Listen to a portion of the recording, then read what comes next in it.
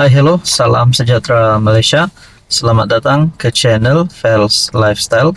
Terima kasih kerana terus setia dan bersama di dalam channel ini. Selepas rakyat Malaysia dikejutkan, terima kejutan berkaitan dengan RCI yang menyebut nama Tun Dr. Mahathir Mohamad.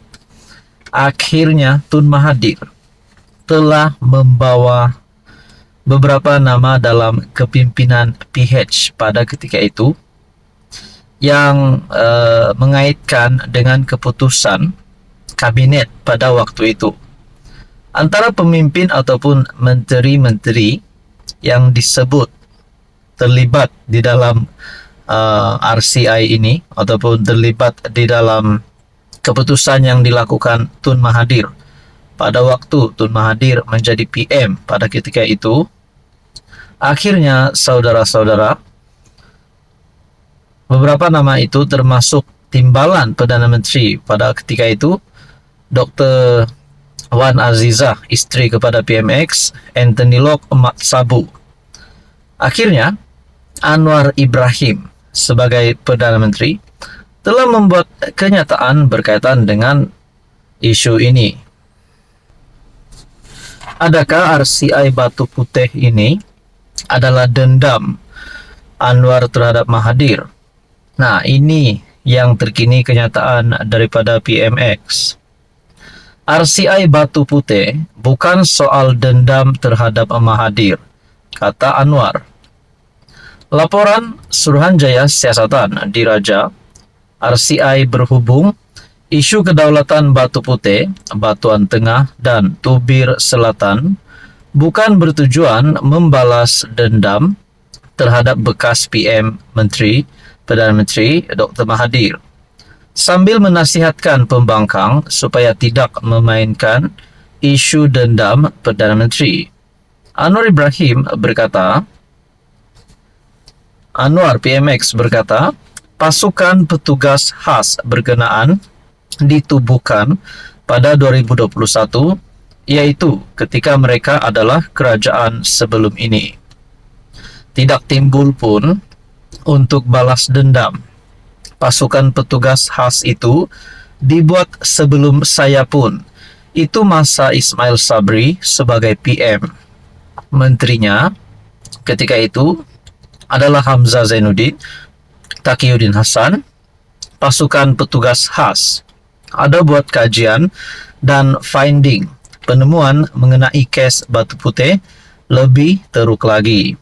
Jadi tak usah main naratif dendam, katanya kepada wartawan selepas menunaikan solat Jumaat di Surau Darul Ulum SMKE Putrajaya.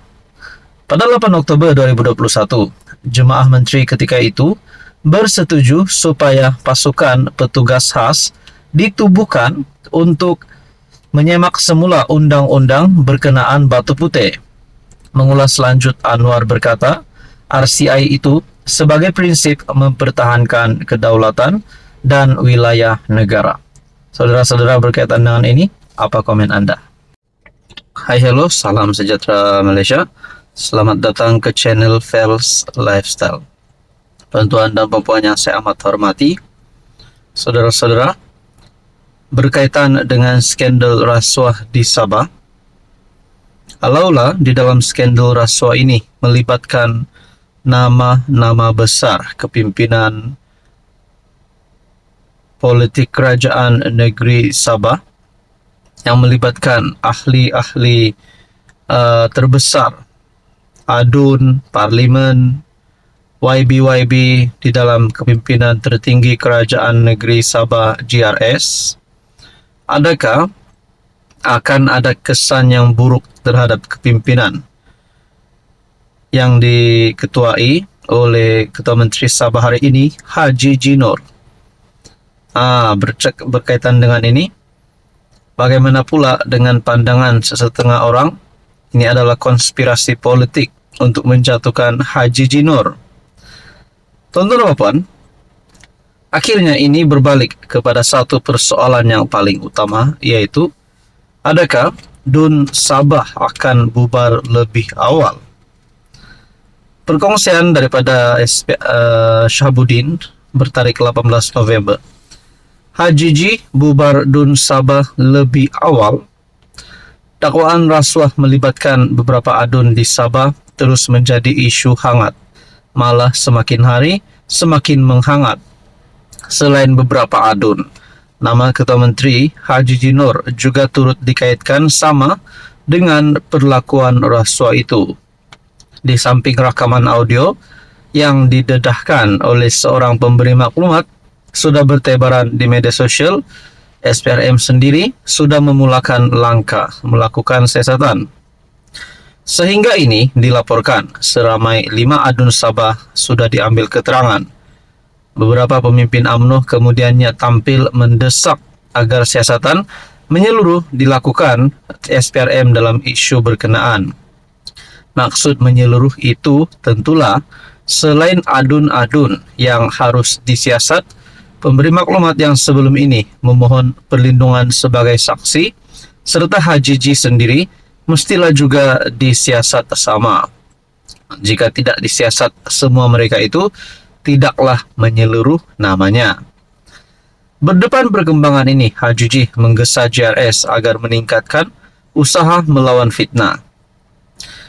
Apa yang saya maksudkan ialah taktik kotor pembangkang serta konco-konco mereka yang bersekongkol ingin menjatuhkan kerajaan GRSPH plus melalui sebaran fitnah, pelbagai tuduhan dan pembohongan terhadap kerajaan negeri dan kepimpinan parti.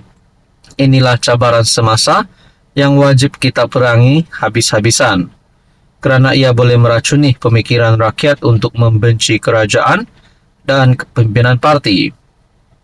HJJ menegaskan demikian susulan kenyataan bekas CEO Sabah Mineral Management SMM, John T. Enggihon, mendakwa beliau memiliki bukti bahawa Ketua Menteri Sabah menyalahgunakan kuasa. Pokoknya, politik Sabah tidak akan aman sehingga tarik PRN diadakan.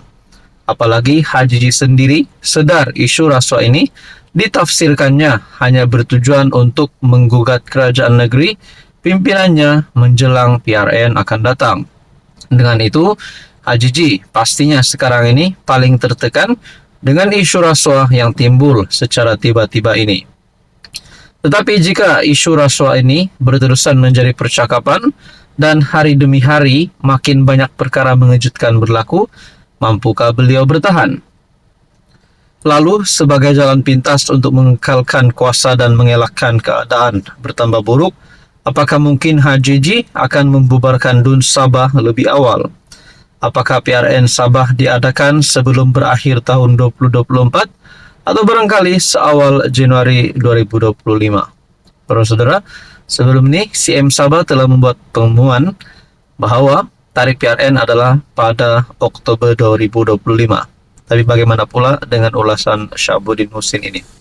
Saudara-saudara, kalau benarlah Ketua Menteri Sabah terlibat dengan kes mahkamah, kalaulah rasuah ini melibatkan nama beliau dan beliau akan terlibat dengan kes mahkamah, adakah beliau masih layak untuk memegang jawatan itu? Ataupun mungkin lebih teruk, mana-mana ahli politik yang terlibat di dalam isu skandal rasuah ini akan ditangkap? Apa komen Anda?